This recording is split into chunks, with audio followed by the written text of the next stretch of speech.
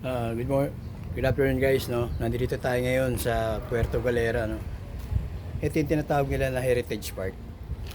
Dito sa may Puerto Galera.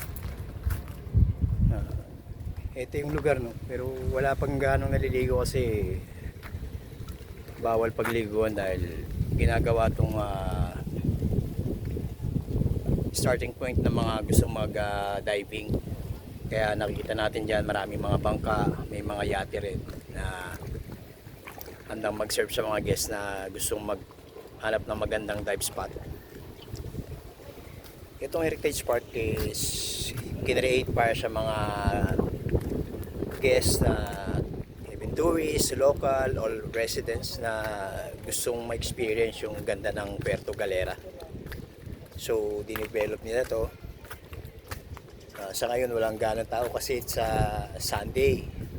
So, nasamaan pa ng masamang panahon kaya walang ganong guest, pero sobrang ganda ng lugar, no? Kahit saan ka tumingin medyo nakakatuwa dahil payapa, punong-puno ng ganda, kahit saan mo ibaling ang tingin mo. So meron tayong nakasabay rito ng mga foreigner guests. I think galing sila sa ibang bansa bumisita rito to experience this place, no? And here they are taking some pictures siguro for their own remembrance in this place. She needs photos. Yeah. Not me. So, kita natin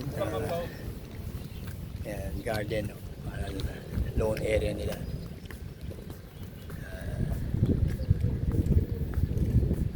Mas makikita natin yan, yung mga maliliit na ferry na pwede magatid ng guests back and forth from here to the dive spot na gusto nilang puntahan o may re-recommend ng mga local tourist guide dito na pwede nilang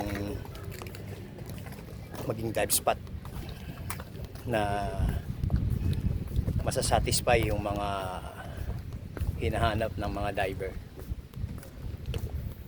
So,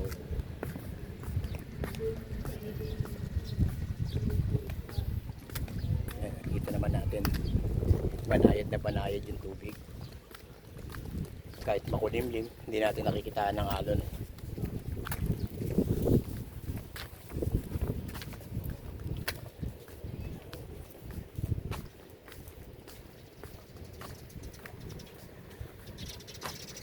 Continue natin yung vlog mamaya.